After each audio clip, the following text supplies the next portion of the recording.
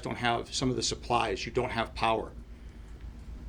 But we have to respect the fact that we've got loved ones in that earth, and we've got to do the right thing and get them out the right way. That's going to take time. I'll get the road open as fast as I can, but I have to do it safely. As we move forward, I need you to know this. This community is unlike any other. This is one team, one fight. We do have the state, the local, the federal resources here. That flag is red, white, and blue. That flag is red, white, and blue. All of us bleed red. We are here to be with you in this time of need. We are Maui strong. We will get through this. We will be better. We will make this the safest, best community possible. And we need you to understand right now, we need your help more than ever. God bless you. God bless Maui. God bless Hawaii. Mahalo nui. At this time, we'd like to entertain questions from the media present. I'd like to ask for your respectful kokua as we go through that process. I'm going to limit initially to one question per media outlet. Please raise your hand. Please wait for me to call upon you, at which time I'd like to ask you to please state your name and your news organization. Then you may ask the question, and then we will have the team respond accordingly. I will start here. Hi, I'm Stuart Yerton with Civil Beat. I have a question.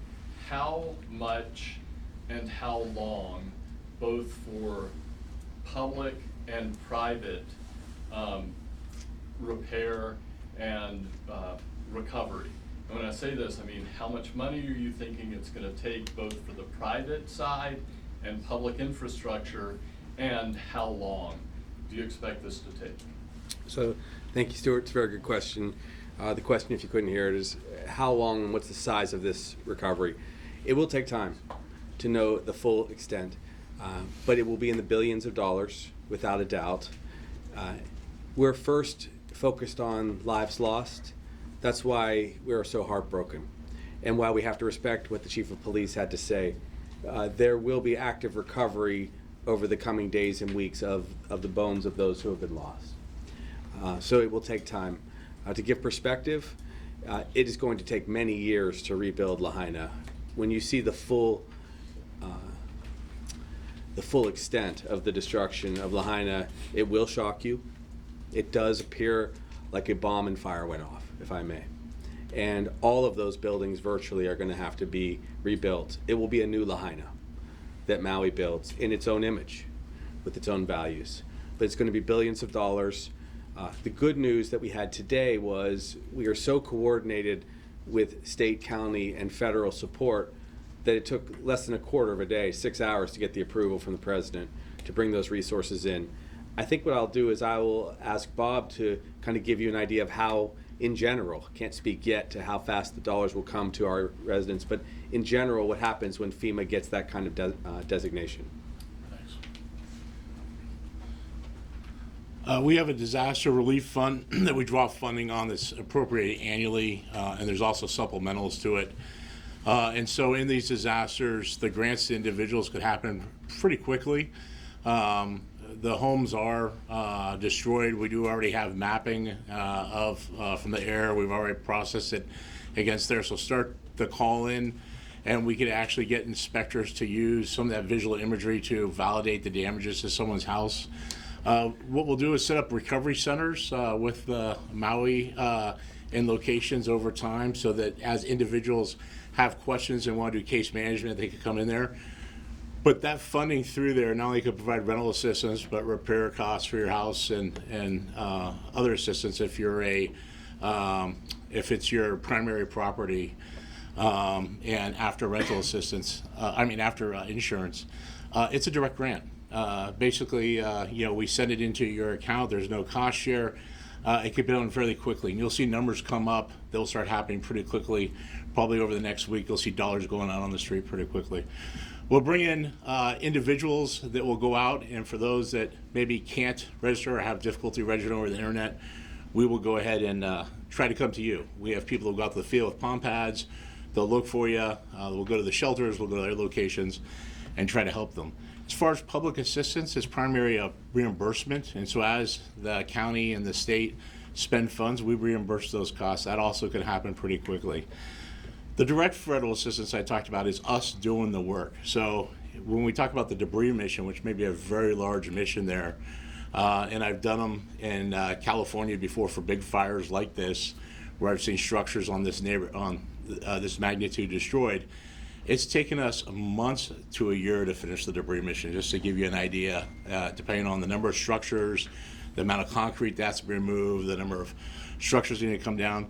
And those missions have cost in the past anywhere from hundreds of millions of dollars to $1 billion, depending on how much landfill space you have, where do we recycle stuff at, do we have to take it off island? There's all these questions that we got to start working through right now. That's directly the federal government doing it. And we're going to do it in support, in coordination of the county and the state. So, and then what we'll do is our mitigation funding is, as we identify projects, we provide grants that people can apply for, public entities could apply for those grants over time, and that'll probably really happen a year to 18 months down the timeline once you really start identifying what the master plan is, how you're rebuilding, what do we need to mitigate. So a lot of our funding can be directly given, especially to individuals. That's why I say start with that registration process. Go to disasterassistance.gov, download the FEMA app, go to the 1-800 number, and start that. It can be pretty quickly to get money in your pocket, especially if you need money to cover costs you're expending, especially if you need some rental assistance. And then we're going to figure out through case management what other types of forms of programs we need to bring in here. There may be unique programs that meet your needs that we need to either bring that we used before, or new ones we need to develop that's specific to the uniqueness and culture out here in Maui. I'm going to add, take energy, for example. The poles in some cases have been incinerated. They're down. It's going to take HECO a lot of time. We're talking about more than just days. We're talking about weeks to months in some cases to get energy fully restored. In the interim, of course, we're going to do all that we can to get people generators. We're going to do all that we can to find other places for people to live. But it's not going to just be a couple days, like in a terrible rainstorm when power gets restored. So those are some of the challenges. Also, speaking to resources, there has been a discussion. We haven't made a final decision yet about this, but with the leadership of the House and the Senate locally, we may very well need to come into a special session to decide on a number of dollars to appropriate specifically to Maui to support the people, to help them with housing, to help them with recovery. You do recall that when we had flooding in the past, we appropriated over $100 million to directly support our people. And that's why we have rainy day funds. The legislature this year alone set aside $500 million, and there was already $1 billion of resource that was for emergency. This is the greatest emergency we've seen in decades. Mahalo. Next. We'll go here. Thomas Heaton, Civil Beat, for the Governor. Yesterday, Lieutenant Governor Luke said, quote, "We never anticipated in this state that a hurricane which did not make impact on our islands will cause this type of wildfires." A similar phenomenon occurred during Hurricane Lane in 2018, and experts have been warning of the increasing dangers of wildfires in Hawaii for a number of years. My question is, after Hurricane Lane, did the state make any changes, or did it prepare for this kind of scenario going in the future from there?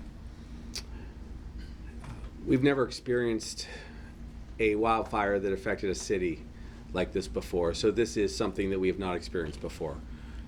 We have experienced wildfires across the state, and they've been tragic, but usually tragic in open space. This was, of course, a shock to see a hurricane and its winds and the trade winds cause collateral damage, which was the spread of fire.